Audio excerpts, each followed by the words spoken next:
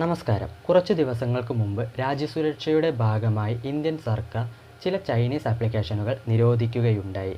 ചിലതെന്ന് പറയുമ്പോൾ ഏകദേശം 59 ആപ്ലിക്കേഷനുകൾ. ഇത് ഒട്ടേറെ സാധാരണക്കാരെ വലിയ തോതിൽ തന്നെ ബാധിച്ചിട്ടുണ്ടെന്ന് പറയാം. കാരണം മറ്റൊന്നുമല്ല, കാലാകാലങ്ങളായി പലരും അവരുടെ മൊബൈൽ ഫോണുകളിൽ വിശ്വാസ്യതയോടുകൂടിയും അവർക്ക് ഉപയോഗിക്കാൻ എളുപ്പമെന്ന് കരുതിയും സൂക്ഷിച്ചിരുന്ന പല ആപ്ലിക്കേഷനുകളുമാണ് പെട്ടെന്നൊരു ദിവസം ഇല്ലാതെയായത്. അപ്പോൾ അവർ നേരിടുന്ന പ്രധാന പ്രശ്നം എന്താണെന്ന് വെച്ച് കഴിഞ്ഞാൽ, അവർക്ക് കയ്യിലുണ്ടായിരുന്ന അതേ ആപ്ലിക്കേഷനെ പോലെ മറ്റൊരു ആപ്ലിക്കേഷൻ കണ്ടെത്തുക എന്നുള്ളത് തന്നെയാണ്. ഒരുപക്ഷെ ഇത്തരത്തിലുള്ളൊരു പ്രയാസം അനുഭവപ്പെടാൻ കാരണം എന്താണെന്ന് നോക്കിക്കഴിഞ്ഞാൽ, അവർ ഒരു ആപ്ലിക്കേഷനെ മാത്രം ആശ്രയിച്ചു കൊണ്ടിരുന്നു എന്നുള്ളത് തന്നെയാണ്. ചൈനീസ് ആപ്ലിക്കേഷനേക്കാൾ എത്രയോ നല്ല ഒട്ടനവധി ആപ്ലിക്കേഷൻ പ്ലേ സ്റ്റോറിൽ അവൈലബിൾ ആണ്. അപ്പോൾ അത്തരം ആപ്ലിക്കേഷനുകൾ ഏതാണ് എന്നുള്ളത് കണ്ടെത്തേണ്ടത് ഇത്തരമൊരു സാഹചര്യത്തിൽ അനിവാര്യമുള്ളതുമാണ്. അത്തരത്തിൽ നിരോധിക്കപ്പെട്ട ആപ്ലിക്കേഷനുകളുടെ കൂട്ടത്തിൽ പെടുന്നതാണ് ക്യാം സ്കാനർ എന്ന ആപ്ലിക്കേഷൻ. പണ്ടുകാലം എന്ന് പറയുമ്പോൾ അധികം ദൂരെയൊന്നുമല്ല, 2-3 വർഷങ്ങൾക്ക് മുമ്പ്, അതായത് ക്യാം സ്കാനറിന് മുമ്പ് എന്ന് വേണമെങ്കിൽ പറയാം. ആ കാലത്ത് നമ്മളൊരു പേപ്പർ അല്ലെങ്കിൽ എന്തെങ്കിലും പുസ്തകമൊക്കെ ഒന്ന് കോപ്പി എടുക്കണം അല്ലെങ്കിൽ സ്കാൻ ചെയ്യണമെന്നുണ്ടെങ്കിൽ നമ്മൾ പുറത്ത് പോയൊരു കടയിൽ പോയിട്ട് നമ്മൾ സ്കാനർ ഉപയോഗിച്ചായിരുന്നു സ്കാൻ ചെയ്തിരുന്നത്. എന്നാൽ ക്യാം സ്കാനറിൻ്റെ വരവോടുകൂടി അതിന് ഇല്ലായ്മയായി എന്ന് തന്നെ വേണമെങ്കിൽ പറയാം. നമുക്കൊരു ഫോട്ടോ എടുത്തുകൊണ്ട് തന്നെ സ്കാൻ ചെയ്യാനുള്ള ഒരു ഫെസിലിറ്റി ക്യാം സ്കാനറിലൂടെ കൊണ്ടുവന്നു. ആയതുകൊണ്ട് തന്നെ ഒട്ടനവധി പേരായിരുന്നു ക്യാം സ്കാനർ എന്ന ആപ്ലിക്കേഷൻ ഉപയോഗിച്ചിരുന്നത്. ഞാൻ പറയുമ്പോൾ ക്യാം സ്കാനറിനേക്കാൾ എത്രയോ നല്ല ആപ്ലിക്കേഷനുകൾ പ്ലേ സ്റ്റോറിലുണ്ട്. അതുകൊണ്ട് ക്യാം സ്കാനർ പോയതിന് ഒട്ടും തന്നെ വിഷമിക്കേണ്ട കാര്യമില്ല. അത്തരത്തിലുള്ളൊരു ആപ്ലിക്കേഷനാണ് ഇന്ന് ഞാൻ നിങ്ങളുമായി പരിചയപ്പെടുത്താൻ പോകുന്നത്. അപ്പോൾ ഈ വീഡിയോ നിങ്ങൾക്ക് ഉപകാരപ്രദമാവുകയാണെങ്കിൽ തീർച്ചയായും ലൈക്ക് ചെയ്യാനും ഇതുവരെയും ചാനൽ സബ്സ്ക്രൈബ് ചെയ്തിട്ടില്ലെങ്കിൽ ഇപ്പോൾ തന്നെ ചാനൽ ഒന്ന് സബ്സ്ക്രൈബ് കൂടി ചെയ്യുക. എന്നിട്ട് നമുക്ക് നേരെ വീഡിയോയിലേക്ക് കിടക്കാം.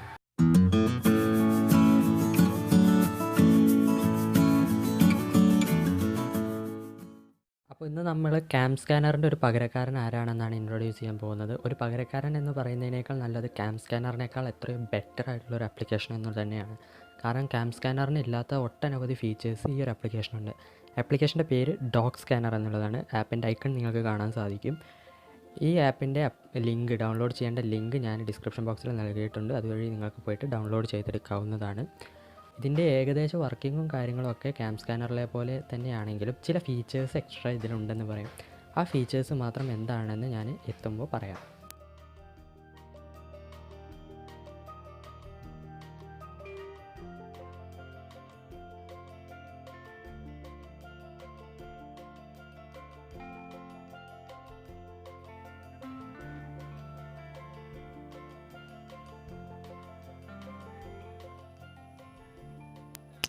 ഇപ്പോൾ ഏകദേശം ഞാൻ ചില പേജസ് സ്കാൻ ചെയ്തെടുത്തിരിക്കുകയാണ്. ഇത് കഴിഞ്ഞപ്പോൾ ഞാൻ ടിക്ക് ബട്ടൺ അമർത്തുകയാണ്.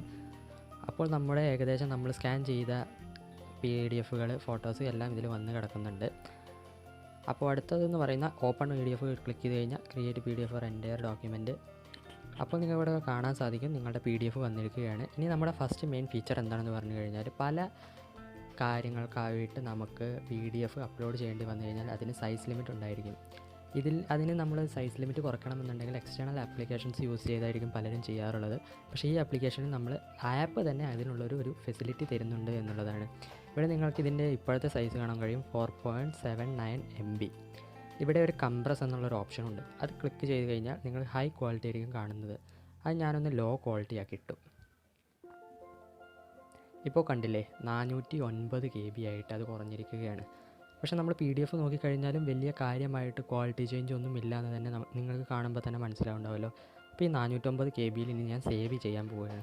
സേവ് ചെയ്യാൻ ഇവിടെ സേവ് എന്നൊരു ഓപ്ഷൻ ഉണ്ട്. അത് ക്ലിക്ക് ചെയ്ത് കഴിഞ്ഞാൽ സേവ് ആസ് PDF ഉണ്ട്, ഇമേജും ഉണ്ട്. ഏത് ഫോർമാറ്റിലാണ് നിങ്ങൾക്ക് വേണ്ടിച്ച ചൂസ് ചെയ്യാം.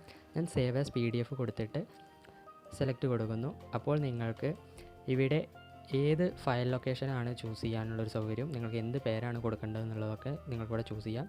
ഞാൻ ജസ്റ്റ് ഇവിടെ തൽക്കാലം അതേപോലെ ഇട്ട് ഓക്കെ കൊടുക്കുന്നു. കഴിഞ്ഞാൽ ക്ലോസ്. ഇപ്പോൾ നമ്മൾ സേവ് ചെയ്ത ലൊക്കേഷനിൽ നമ്മുടെ ഈ PDF സേവ് ആയിട്ടുണ്ടായിരിക്കും. ഇനി മറ്റൊരു ഫീച്ചർ ഇൻഡിവിജ്വൽ ഡോക്യുമെൻറ്റിനെ ബേസ് ചെയ്തിട്ടുള്ളതാണ്. അപ്പോൾ അതിന് നമുക്കൊരു ഇൻഡിവിജ്വൽ ഡോക്യുമെൻറ്റ് സ്കാൻ ചെയ്തെടുക്കേണ്ടതായിട്ടുണ്ട്.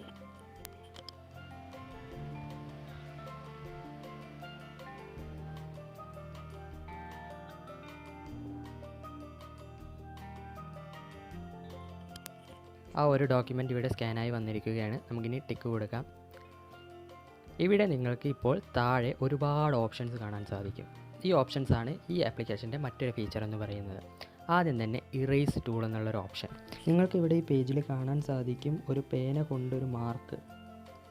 അപ്പോൾ നമുക്കിത് മായ്ക്കണമെന്നുണ്ടെങ്കിൽ ഈ ഇറേസ് ബ്രഷ് ക്ലിക്ക് ചെയ്തിട്ട് ഇതിലൂടെ ഒന്ന് റബ്ബ് ചെയ്താൽ മതി. കണ്ടില്ലേ, അതങ്ങ് പോയി.